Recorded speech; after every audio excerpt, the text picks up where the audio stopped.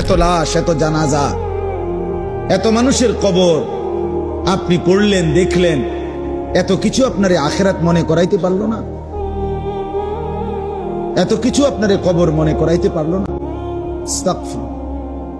আহা, আপনি তো বড় পাষাণ, আপনি তো বড় শক্ত মানুষ। আল্লাহ মাফ দেন। একটা নারী দরকার, এই তো না? নারীর প্রতি আগ্রহ আছে, মহব্বত আছে, আকর্ষণ আছে, ভালো কথা।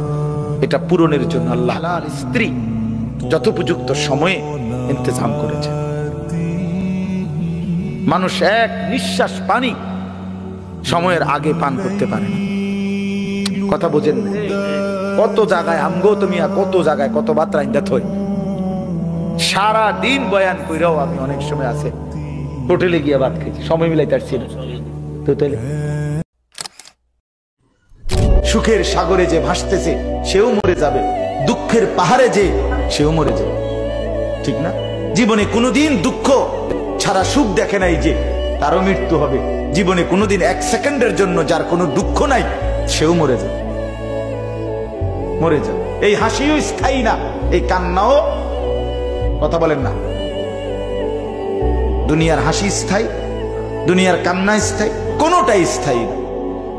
তোমার যৌবন স্থায়ী, কথা বলেন না কেন?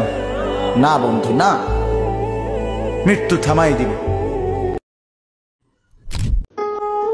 তুমি মা বাপ, আত্মীয় স্বজন, ভাই বন্ধু, পাড়া পড়শি, ফ্রেন্ড, বন্ধু, ধোকা, এরা কেউ শেষ পর্যন্ত থাকবে না। তুমি আমি একাই, তুমি একাই। হয় তোমার বাবা আগে কবরে যাবে, অথবা তুমিও আগে কবরে যেতে, দেখা হবে না।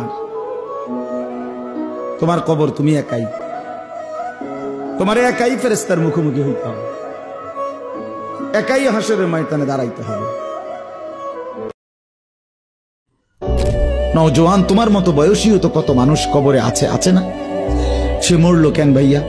বেকুব দেখে না? তুমি চালাক দেখে মরো না? সে বুঝে নাই দেখে মরে গেছে নাকি? তো মালিক দয়া করেছে বলেই তো আমি আর আপনি এখনো বেঁচে আছি। মালিকের সিদ্ধান্তের এক সেকেন্ড আর পৃথিবীতে আল্লাহর ফয়সালা চলে আসলে